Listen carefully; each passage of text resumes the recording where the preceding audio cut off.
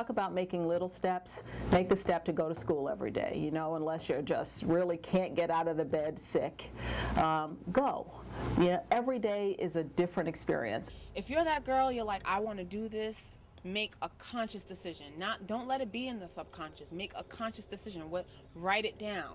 This is what I'm not going to allow happen to me. I'm not going to allow me to be disrespected by a guy. I'm not going to allow myself to get caught up in a guy that is going to take me away from what that goal is. You have to keep in mind that there are going to be challenges, there are going to be barriers, but you have to also say, you know what, I really want this and I can do this and I'm smart enough to do it, and you have to get over the hurdles as they come to you. You can't accept the hurdles.